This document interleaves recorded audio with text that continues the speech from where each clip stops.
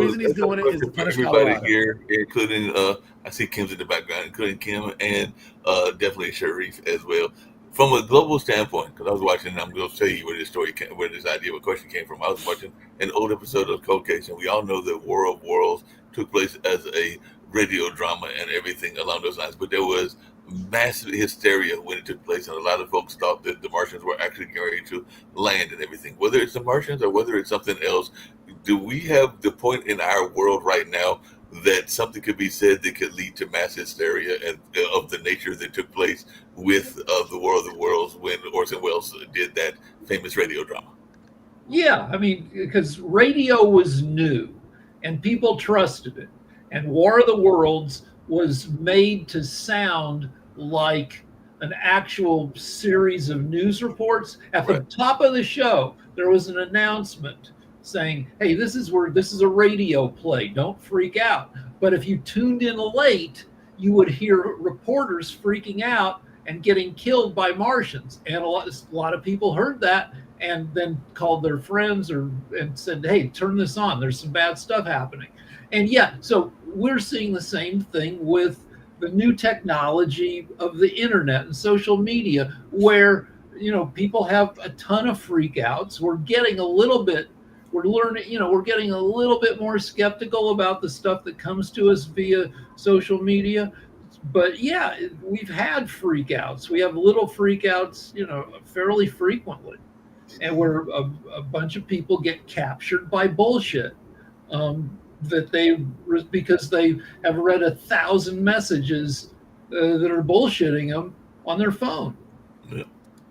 Like, okay, anti-vax freak out. It's a longer, slower freak out than a 1-hour radio drama. Right. But the U.S. has, 40 million, 50 million people who don't trust any vaccines anymore. Florida just announced that they're not making any vaccines mandatory for school kids. This will lead to tens of thousands of deaths over the next few years if that policy remains in place. And so that is a freak out. Yep, But that's not going to cause people to freak out, because you got your anti-vaxxers that'll just say that we'll blame it on something else. And the people that are running Florida, DeSantis, if he stays, he's keeping that same AG or the health guy. What's his name? Ladopo is the Surgeon General. Yeah, a liar and a charlatan. And he's going to blame anything other. It's the same thing that's going on with the Epstein files. Trump is blaming anything and everything, doing anything and everything to distract you from that. They'll blame anything and everything because the answer is simple. These vaccines work, but they're going to make a decision that, they're poison and all this other stuff. They're going to take them away, and people are going to start dying. They'll never admit to the fault that the problem that they've caused. They'll blame something else. Well, that's why somebody else. They'll blame somebody else, or they'll claim that we're suffering from some sort of misinterpretation, or that we're wrong. Because, like I said earlier, I've definitely watched a couple of the things on last night on social media, including some of his, meaning Trump's, and he definitely came out several times talking about how the Democratic Party is toast and that they don't really have any force anymore, and that they're all suffering from Trump derangement syndrome. As a matter of fact, he basically said all Democrats are crazy, and that's basically what he said. That's why I get into the whole, let's stop trying to sanitize what he says. Let's try and stop justifying what he said. He said what he said, and we know why he's doing what he's doing. Right. So instead of trying to say, well, there's this and that and the other thing, no, I did it. Why? For example, they went out and they blew up a boat, international waters. They're claiming that there were drugs on the boat. We don't know that. Yeah, the evidence is at the bottom of the ocean now. Yeah, we have no clue. So they went out and killed some people on a boat. 11 people, they claim. Yeah. Killed people on a boat. We don't even know where they came from. We don't know their histories or anything. We're supposed to take their word and go with it. Well, we need why do to- you need, if you're smuggling drugs, why do you need 11 people to do that? That seems like it would weigh down, like that boat. It was a fast boat. It's like, why do you need to weigh it down with all those extra people?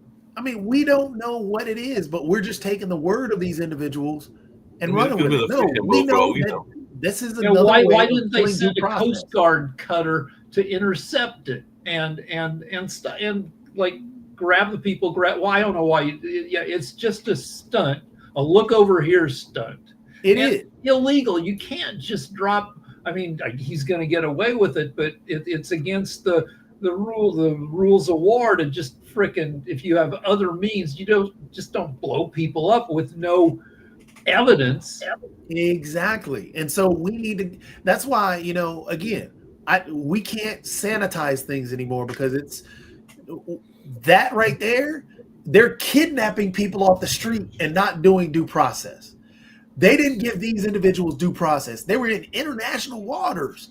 And so all these things are beginning to really tumble down fast. And we're in a downward spiral on our healthcare system. We're in a downward spiral on law. And I hate to use the term law and order. We're in the downward spiral of that. Corruption. Donald Trump made $5 billion.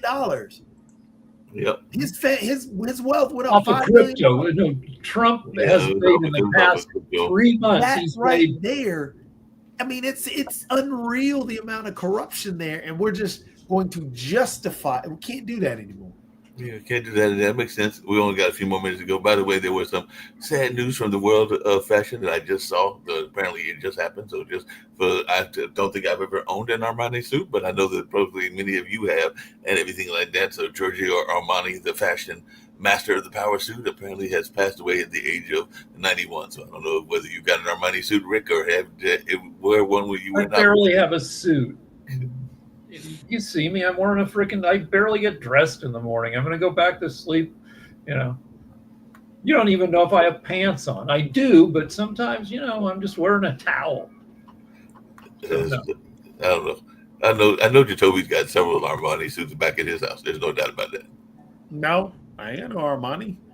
I can't afford I can't even afford to write the word down. No, that's expensive. So I just went to CNN to see what we're talking about here, and there's nothing about the blown up boat, but there is a story. Newly released video shows man arrested at work while in a Chuck E. Cheese costume. The Powerball is now at 1.7 billion. So it's at 1.7 billion, and the next draw is when Friday, I believe. ICE also arrested a firefighter that was fighting the fire in Seattle. Yeah. So by the way, in terms of world, I wanted to show Rick because I saw this trailer because this one looks good. I don't know, Mark, if you can pull that up, but this trailer looked good, and it ironically deals with kind of similar what we're talking about. In terms of a world panic. This is going to be terrifying. This is from Catherine Bigelow, who makes really good action movies, and this is her latest thing. And it looks so good. Home. Everyone you love, everyone you know, everyone you ever heard of, lived out their lives on a mote of dust, suspended in a sunbeam. Think of the rivers of blood spilled by all those generals and emperors, so that in glory and triumph they could become the momentary masters of a fraction of a dot. In our obscurity, there is no hint that help will come from elsewhere to save us from ourselves. The earth is where we make our stand. It underscores our responsibility to preserve and cherish the only home we've ever known. So this is about nuclear war and how bad we are and at preventing it. that we've been lucky so far, but there have been a couple times, one famous time in the 80s where one Russian colonel stopped the world from being destroyed. This Russian colonel had the decision. He saw that 200 missiles from the U.S. were heading to Russia, and he had to decide within like a minute whether to hit the button to retaliate. And the colonel is like, well, this seems like maybe it's a glitch. Maybe it's bullshit. Why would the U.S. send 200 missiles? And he backed off. He didn't press the nuclear button. And it turned out it was a glitch. It was bullshit. And he saved the world. But, how many times can you get lucky like that? And this movie, I guess, is about that. Yep. That's definitely what that movie's about. By the way, and we only got about 2 minutes to go and everything. How did your meeting with the PR people go? Because I was going to ask you about that earlier. So how did that meeting go? So it only lasted 9 minutes, the conversation. And he said, you can't, I say, I do a ton of stuff, but it doesn't lead to anything. I'm on the air with you guys like, a dozen hours at least a week. But nobody from like MSNBC is calling. And he said, yeah, PR won't do that for you. All PR will do is get some articles about you, placed in magazines and so if anybody is interested in you, they Google you and they see, people are writing about you. It just increases your credibility, but it does not increase your opportunities or even, viewership or anything. So $500 will do that. Oh, we've got Kim here. Maybe Kim can say something about that because she's one of the leaders as well as the network. Kim, how are you doing today? You popped on the screen. She seems frozen, but Sasha, say what you were going to say. Yeah, go ahead. I don't believe in goodness of people operating in media. They are all greedy, self-serving clowns, and only to buy them, starting with $500 cash, can bring you some visibility. Somebody will talk to you, at least as much as to say, thank you very much for your $500. At least you will hear that. Otherwise, you will not hear even that. Okay. So what you're saying is that I should send a $500 Starbucks gift card to a producer at CNN, and maybe they'll find 2 minutes for me on some show. Absolutely. Say that Starbucks is your favorite, and you hope it's also his or her favorite, and you would like to make that more accessible for them, and here is a gift.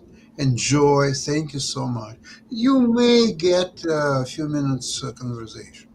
I kind of did that way back when Geraldo had a TV show where he put on scumbags every day for America's delight. In the 80s, there were all these shows where you just put on scumbags of the day, but they would run low on scumbags. So I'd call those. You had to call them or write them back then. There was no internet. And I said, hey, I'm a special kind of scumbag. I'm a stripper, and they're like, okay, yeah, great. And I got put on TV didn't go anywhere. Nobody gave me, the Mr. Scumbag show, but you weren't on Big Brother, but maybe you could be on Big Brother later. I did see that they voted people off. I'm not beautiful enough I pitched that there should be, a show about people with high IQs who are all jackasses, and you put them together in a house and make them solve puzzles to earn food and clothing. Otherwise, they're hungry and naked. Nobody's, I think this might be Kim, but she said, and then we'll get out of here, and we'll be back at 5, that if that vote was cartel, they will seek revenge against all Americans. So that could be something that folks can worry about as they're traveling the world and all along those lines. But on that note, we're going to get on out of here. We'll be back at 5 o'clock with World Politics. But right now, it's time to get on out of here, and we got other shows during the course of the day, including Coco McMillan at 6. But right now, let's get on out of here. All right, bye. Thanks.